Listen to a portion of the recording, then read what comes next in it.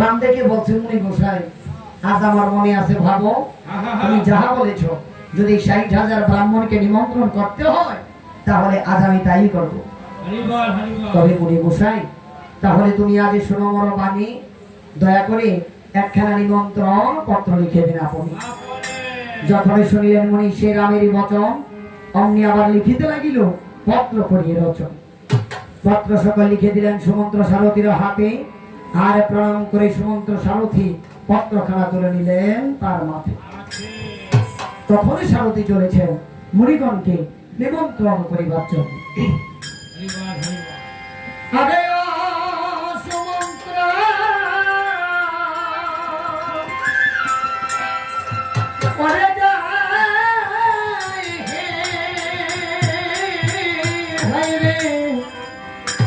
যাত্রা কালে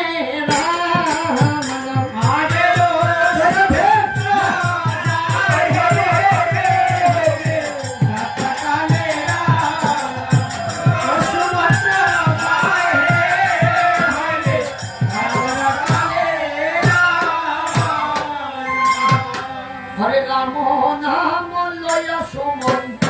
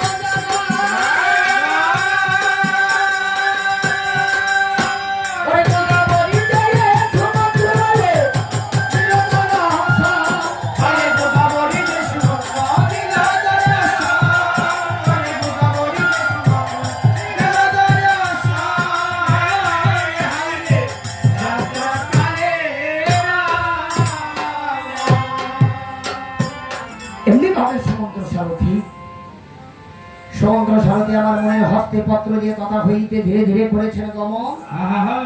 ওইদিকে পুনরায় গিয়ে বৈশিষ্ট্য মুনির সাক্ষাতে দিয়ে দিয়েছেন দর্শন। হরে নিজ কুল হরে পুরাহিত বৈশিষ্ট্য ব্রাহ্মণ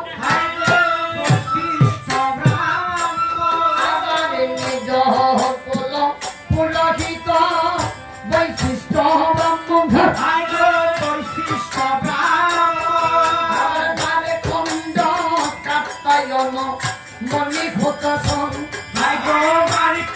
রাধে রাধে মণি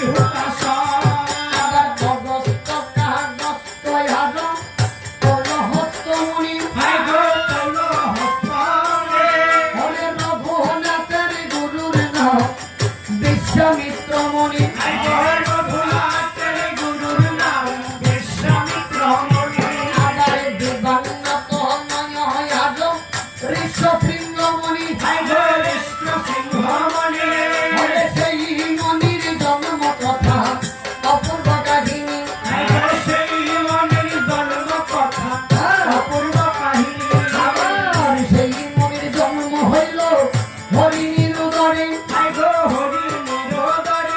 হরে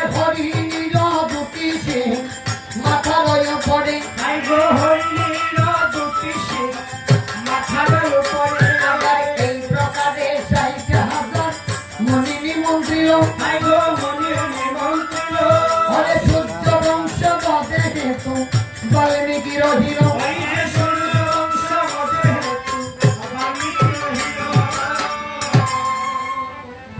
এমনি ভাবে সমুদ্র সারথি আমার সকল মুনিকে নিমন্ত্রণ করিল।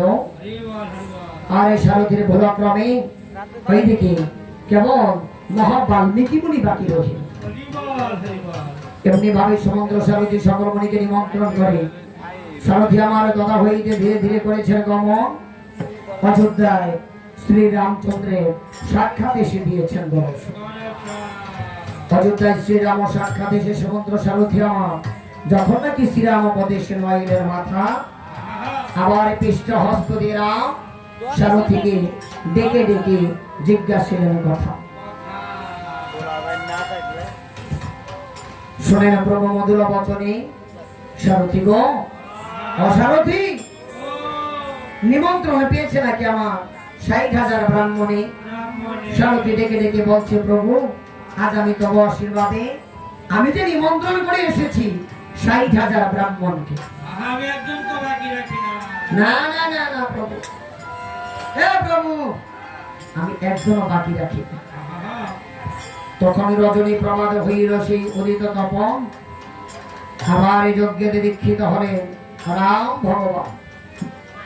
ক্ষত্রিয় ধর্মরাজ করিলেন যে আপনি অম্বি আবার যজ্ঞেতে যে বসেছেন একখানা কোষেরই আসন।